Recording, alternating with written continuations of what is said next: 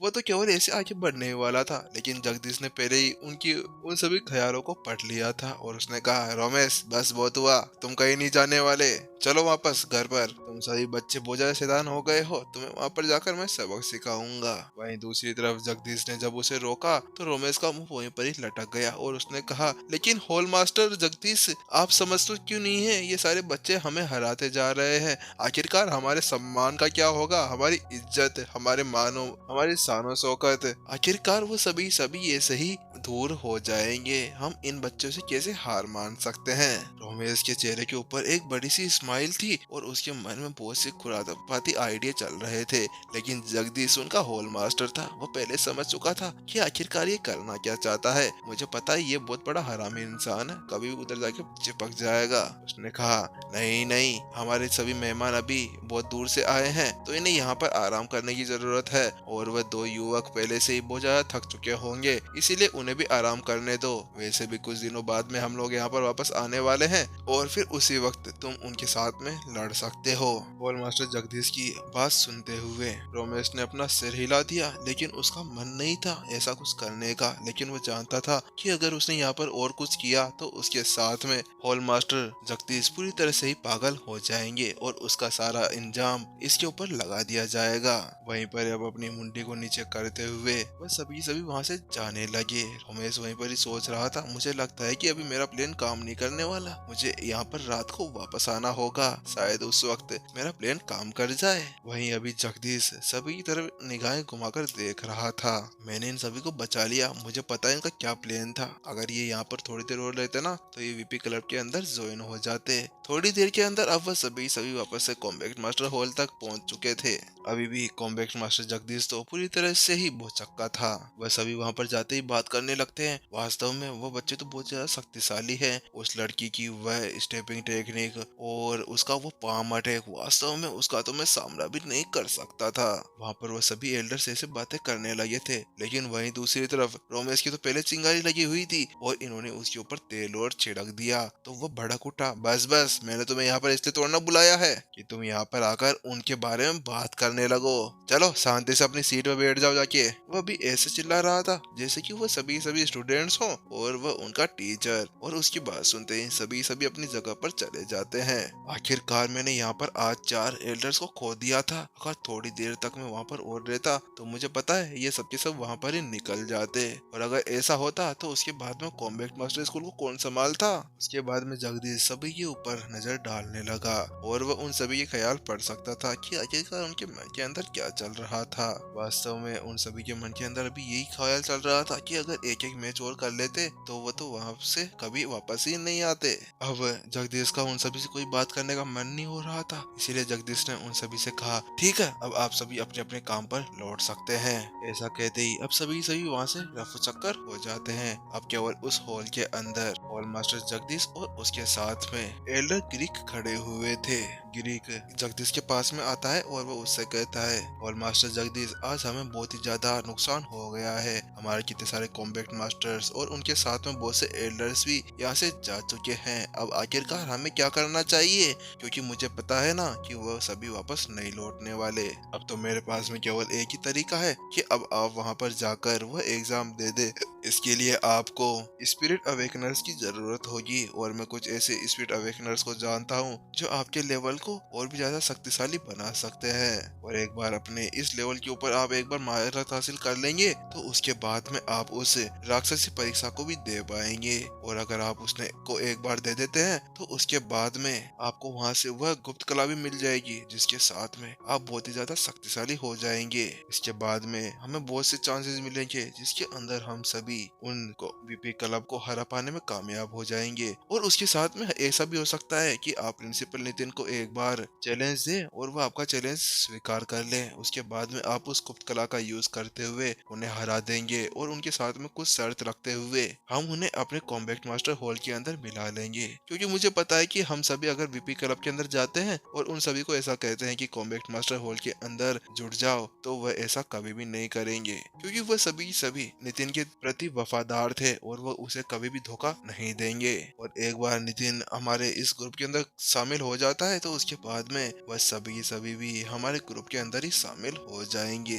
गिरी की बात सुनने के बाद में जगदीश के चेहरे के ऊपर एक हल्की सी मुस्कान तो आ गई, लेकिन वह फिर से घबरा गया। अरे एल्डर गिरी, मैं समझ गया कि आप क्या कहना चाहते हैं, लेकिन आपको पता है ना कि वह राक्षसी परीक्षा कितनी ज्यादा खतरनाक है, उसको तो कोई पार भी नहीं कर सकता। आपको बताऊं, एक बार मैं गया था उसको वहां पर देने के लिए, लेकिन वहां पर इतना ज्यादा डर लगा मुझे कि मैं तो दुम दबाकर वापस से भाग आया और फिर दोबारा उस परीक्षा की तरफ देखने के लिए भी नहीं गया। जगदीश की बात सुनने के बाद में ग्रेग उससे कहता है, हॉल मास्टर जगदीश, मैं समझ सकता हूँ कि आपके ऊपर क्या बीत रही है, लेकिन हमारे पास में और कोई चारा भी नहीं है। हम इसके अलावा कुछ और नहीं कर सकते, क्योंकि एक तरफ कुआं है तो एक तरफ खाई, और किधर जाए हमारे भाई, वो वाला सीन हमारे साथ में हो चुका है। तो अब आप बताइए कि अब आपको क्या करना चाहिए, क्योंकि अगर आपने अभी ये वाला कदम नहीं उठाया तो उसके बाद में मुझे पक्का विश्वास है कि सारे कॉम्बैट मास्टर्स वीपी क्लब के अंदर शामिल हो जाएंगे, और ये वाला नुकसान तो आपको पता है हम लोग बिल्कुल भी नहीं उठा सकते। और अगर हम एक अच्छे से स्पीड अवेकनर को ढूंढ लेते हैं तो वह हमारे 10% चांस को 30% चांस तक बढ़ा देगा और आपकी शक्ति पहले से भी ज्यादा ताकतवर हो जाएगी। गिरिक की बात सुनने के बाद में अब हॉल मास्टर जगदीश पूरी तरह से अब मौन हो गए थे और वह सोचने लगे थे कि उन्हें क्या करना चाहिए। कुछ पल के सोच विचार के बाद में वह समझ चुके थे कि उनके पास में अब कोई और चारा नहीं है, तो उसने अपने दिल पे पत्थर रखते हुए ब्रेकअप करते हुए उससे कहा, ठीक है चलते हैं, अब वैसे हम कुछ कर नहीं सकते। वहीं जहाँ पर वह दोनों के दोनों अब उस कॉम्बैट मास्टर हॉल से बाहर निकल चुके थे, वहीं दूसरी तरफ स्पिरिट अवेकनर गिल्ड के अंदर अभी नितिन उन तीनों एल्डर्स के पीछे पीछे उनके हॉल के अंदर जा रहा था। उसके चेहरे के ऊपर एक बहुत ज्यादा ही शर्मनाक मुस्कान थी, क्योंकि उसका पूरा चेहरा लाल हो गया था, क्योंकि अभी उसने जो यहाँ पर किया था वह वास्तव में बहुत ही ज्यादा शर्मनाक था। और उसके बाद में उसने उन सभी को डांट भी दिया था कि आप सभी क्या इन सभी को पट्टा बांध कर नहीं रह सकते, कि आप सभी की बिल्डिंग्स इधर उधर घूम रही है। उसके बाद में वो एक बड़े से हॉल के अंदर पहुंच जाते हैं। वहां पर पहुंचने के बाद में गिल्ड लीडर अपनी मेन सीट के ऊपर चले जाती है और उसके बाद में वह सभी भी अपनी अपनी सीट के ऊपर बैठ जाते हैं। उसके बाद में vice guild leader Amrita Nitin से पूछती है, अरे सॉरी, मैं आपका नाम तो पूछना भूल ही गई थी, वो क्या है कि आप यहाँ पर इतनी जल्दी जल्दी आए और उसके बाद में इतना बड़ा कारनामा कर दिया था। अमृता की बात सुनने के बाद में नितिन ने मुस्कुराते हुए जवाब देने के लिए अपना मुंह खोला ही था और वो बोलने वाला था, मैं नितिन हूँ, लेकिन वहीं पर ही वह अपने शब्दों को निगल लेता है। फिर उसके बाद में अपने शब्दों को चेंज करता है और कहता है, नहीं नहीं नहीं, मेरा नाम मोहन है, क्योंकि वास्तव में इस समय अगर वह अपना नाम यहाँ पर बता देता तो उसके बाद में इन सभी को उसकी रियल पहचान के बारे में पता चल जाता और होमगार्ड मास्टर टीचर एकेडमी के सभी स्टूडेंट्स और शिक्षक इसके बारे में जान देते कि वास्तव में उसने यहाँ पर आकर क्या किया था। और वैसे भी उन सभी ने उसे पहले से एक का नाम दिया हुआ था, तबाही का देवता, और नितिन ये नहीं चाहता था कि रोसात एम्पायर के अंदर आने के बाद में भी उसको इसी नाम से बुलाया जाए, क्योंकि ये उसके लिए बहुत ही ज्यादा शर्मनाक हो जाता। मोहन, मैंने तो कभी भी कॉम्बैट मास्टर हॉल के अंदर तुम्हारा नाम नहीं सुना। फिर उसके बाद में गिल्ड लीडर प्रिया ने उससे पूछा, क्या आप यहाँ से नहीं हैं? प्रिया की बात सुनने के बाद में नितिन ने अपना सिर हिला दिया और उसने कहा, हाँ वास्तव में मैं यहाँ से नहीं हूँ, मैं होंगयुआन साम्राज्य के अंदर से यहाँ पर आया हूँ। ओह अच्छा, तो तुम वहाँ से आए हो, चलो ठीक है, अब हम लोग अपने विषय के ऊपर वापस आ जाते हैं, और मेरे पास में वैसे भी तुमसे बात करने के लिए बहुत सी चीजें हैं। मैं आपको कुछ बताना चाहती हूँ, क्योंकि अब आपने हमारी इस बिल्डिंग के अंदर अपना आत्मा डाल दी है, तो उसके बाद में ये जिंदा हो चुकी है और अब इसके ऊपर आपका पूरा कंट्रोल है। इसीलिए हम सभी आपसे चाहते हैं कि आप अब उसका वह कंट्रोल मेरे हाथों के अंदर दे दे, या फिर आप ऐसा भी कर सकते हैं कि आप इस स्पिरिट अवेकनर गिल्ड के अंदर रहकर इसके अंदर ज्वाइन हो जाएं। लेकिन वहीं दूसरी तरफ वह शब्द सुनने के बाद में नितिन परेशान हो गया, क्या स्पिरिट अवेकनर गिल्ड के अंदर शामिल हो जाऊं? और उसने अपना सिर हिला दिया और उसने बड़े निराश होते हुए कहा, मुझे माफ करिएगा, लेकिन वास्तव में मैं आपके इस स्पिरिट अवेकनर गिल्ड के अंदर शामिल नहीं हो सकता, क्योंकि मैं एक मास्टर टीचर हूँ और मेरे लिए एक दूसरे गिल्ड के अंदर शामिल होना ये बिल्कुल अनुचित हो जाएगा। इसके बजाय मैं ऐसा क्यों नहीं करता कि आपको इस पूरी बिल्डिंग का कंट्रोल आपको ही सौंप दूं। लेकिन ये शब्द कहते कहते नितिन को शर्माने लगी और उसने अपना सुर खुजलाते हुए कहा, पर बात कुछ ऐसी है कि मैं आपको इसका कंट्रोल दे तो दूंगा, लेकिन मुझे इसके बारे में नहीं पता कि इसका कंट्रोल दूसरे के पास में कैसे भेजा जाता है, और इसके लिए मुझे वास्तव में आपको परेशान करना होगा, क्योंकि आप ही मुझे बता सकते हैं कि मैं ऐसा कैसे कर सकता हूँ। लेकिन इसके अंदर बेचारे नितिन की कोई गलती थी नहीं, वो तो यहाँ पर नया नया था, वो तो वहाँ पर कठपुतलियों को अपनी परीक्षा के लिए यूज कर रहा था। और जब वो 4th मंजिल के ऊपर पहुंचता है तो वहाँ पर उसको कोई कठपुतली नहीं मिली थी, और उसने गलती से इस पूरे हॉल के अंदर ही जान डाल दी। लेकिन अब नितिन इसके अंदर कुछ कर नहीं सकता था, इसीलिए अब उसके पास में एक ही चारा बचता था कि वह इस हॉल का पूरा नियंत्रण उस गिल्ड लीडर प्रिया के हाथ के अंदर ही दे दे। नितिन की बात सुनते हुए प्रिया ने अपना सिर हिला दिया और हल्की सी मुस्कान के साथ में कहा, लेकिन आपको इसकी चिंता लेने की कोई जरूरत नहीं है, क्योंकि ये इतना ज्यादा मुश्किल भी नहीं है। इसके लिए आपको पहले अपनी जो आत्मा का टुकड़ा उसके अंदर रखा था उसको बाहर निकाल लो, और उसके बाद में मैं उसके अंदर मेरे आत्मा का टुकड़ा डाल दूंगी। लेकिन वो थोड़ी बहुत निराश भी थी, क्योंकि वास्तव में उनके हाथों से इतना ज्यादा सक्षम व्यक्ति निकल जाएगा, क्योंकि इस तरह की बड़ी इमारत को अपने अधीन कर लेना ये कोई आसान काम नहीं था। इसके लिए अच्छे अच्छे लड़ाकों के पसीने छूट जाया करते थे, लेकिन इसने इतनी आसानी से इसको अपने कंट्रोल के अंदर कर लिया था। वास्तव में अगर नितिन तुम अगर अभी एक मास्टर टीचर नहीं होते ना, तो उसके बाद में मैं तुम्हें अब स्पिरिट अवेकनर गिल्ड के अंदर ही शामिल कर लेती और तुम्हें यहाँ से जाने ही नहीं देती। इसके साथ में मैं तुम्हें हॉल मास्टर और बना देती और तुम मेरे से ऊंचे रैंक के ऊपर बैठे हुए होते। लेकिन वास्तव में ये तो बहुत ही ज्यादा निराशा वाली बात हो गई। उसके बाद में वह सभी अपनी जगह पर खड़े हो जाते हैं और गिल्ड लीडर प्रिया नितिन से कहती है, चलिए मोहन आप बाहर चलिए, हम लोगों को बाहर जाकर इसको अपने कंट्रोल से दूसरे के ऊपर देना होगा, क्योंकि हम सभी अभी इसके पेट जैसे हिस्से के अंदर बैठे हुए हैं। उसके बाद में वह दोनों के दोनों बाहर निकल आते हैं और हवा के अंदर उड़ने लगते हैं। अभी वह हॉल जिंदा हो गया था, उसी वजह से आसपास की सारी बिल्डिंगों को खाली करवा दिया गया था और जो भी आम जनता थी वह वहां से बाहर निकल चुकी थी। सड़कों पे दरारें चली हुई थी और वहां पर केवल ताकतवर लड़ाकू ही खड़े हुए थे, ताकि अगर वहां पर कोई गड़बड़ होती है तो उसके बाद में वो संभाल सके। लेकिन अभी उन सभी की निगाहें नितिन और गिल्ड लीडर प्रिया के ऊपर ही टिकी हुई थी। वह समझ नहीं पा रहे थे कि आखिरकार अब वह दोनों क्या करने वाले हैं। नितिन उस बिल्डिंग के पास में जाता है और उसके ऊपर अपना हाथ रखता है। जैसे वह ऐसा करता है बिल्डिंग हल्की सी हिलने लगती है, जिसके साथ में नितिन एक राहत की सांस लेता है, क्योंकि वह समझ गया था कि वह इस गिल्ड बिल्डिंग के साथ में संपर्क बना पाने में कामयाब हो गया था। उसके बाद में वह उस एक्सचेंज करने की बात करने लगे। जहाँ पर वह इस तरह से बातें कर रहे थे, वहीं गिल्ड से कुछ दूर एक गली के अंदर दो बूढ़े व्यक्ति खड़े हुए थे। वह दोनों की दाढ़ी बिल्कुल ही सफेद थी और उन दोनों की निगाहें अभी नितिन के ऊपर ही टिकी हुई थी।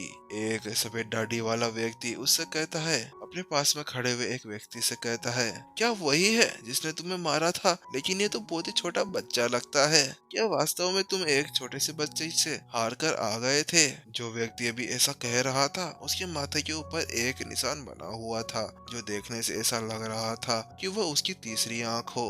अपने सामने खड़े हुए उस अधेड़ उम्र के व्यक्ति की बात सुनने के बाद में उसके पास में खड़ा हुआ वह उससे कहते हैं, हाँ वही है जिसने मुझे मारा था।